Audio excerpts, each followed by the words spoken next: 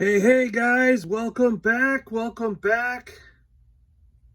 We're still taking a look at G.I. Joe vehicles from the classic Real American Hero line by Hasbro. And today we have the Armadillo. The Armadillo was one of the vehicles I had as a kid. This might be the same one I had as a kid. I don't remember. I know this Duke and Gung-ho are from when I was a kid. Oh yeah, there's a paint mark on the bottom. This is the exact one I had. Yep. My parents put paint marks on the bottom of my vehicles and some of my figures so that we would know which ones were mine when we went to different places, over at friends' house and things like that. Brought them to school, whatever. The Armadillo was very, very cool in my opinion. I liked this vehicle a lot. And like I said, I've got Gung-ho and Duke on the back. And is this the early version of Hawk? I think it might be. Blonde hair.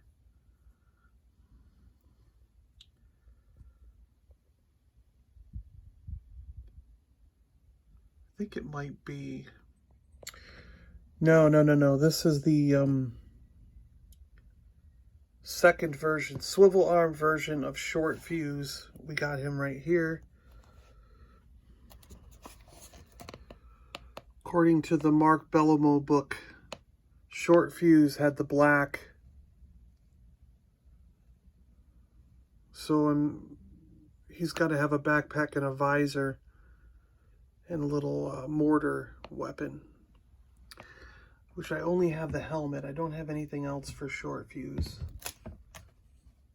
I might have that backpack, but I don't know. Looking at the Ultimate Guide, 1982 to 1994 by Mark Bellomo. That's where I get my information on all G.I. Joe vehicles and figures and who they are, what stuff they came with, and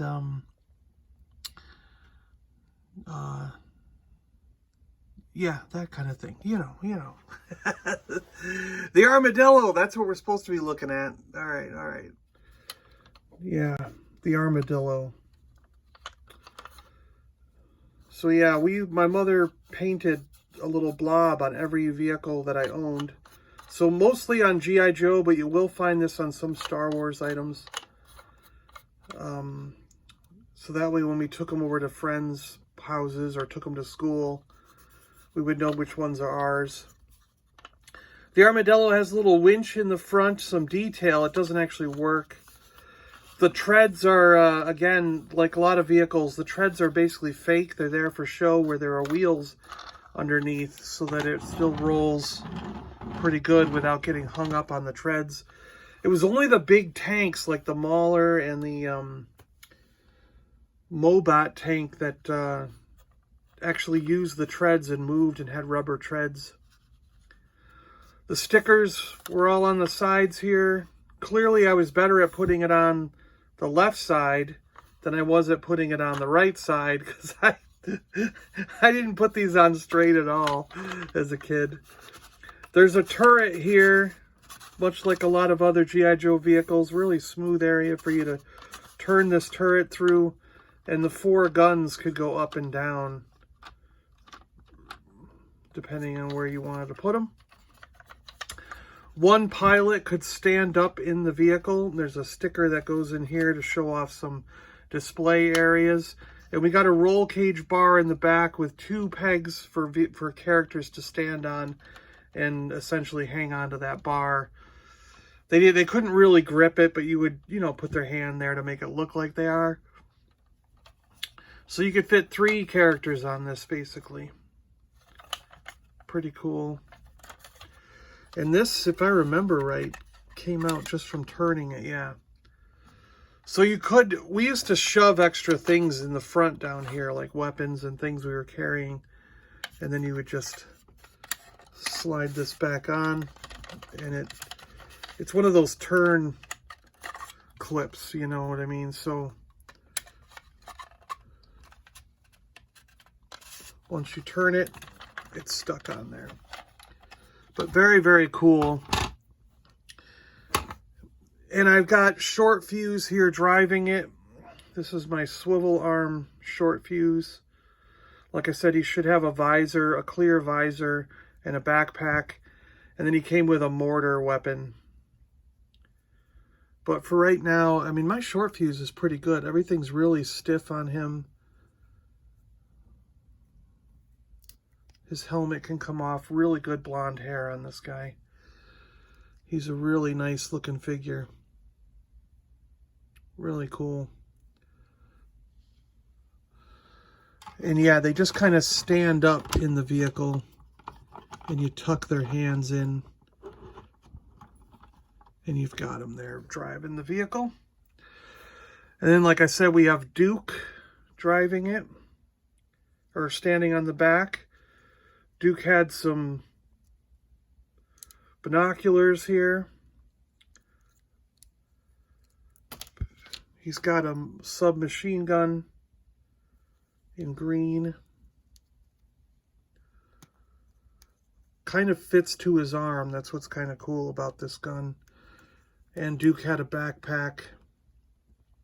Now, for some reason, I painted the boots of my Duke when I was a kid.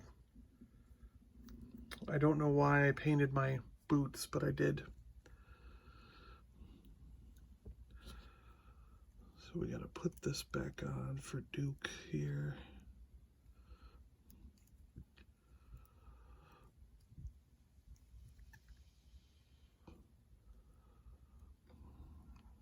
Yeah. So Duke's one that survived from my childhood all the way up till today.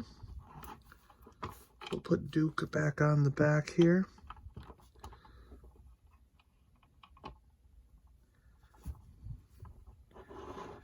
And so is Gung-ho. Yep, silver paint, see? So Gung-ho is another one that survived from my childhood. He's got kind of a grenade launcher weapon. Gung-ho's got a tattoo on his chest. Multicolored pants with gray boots. And he's also got a backpack on the back.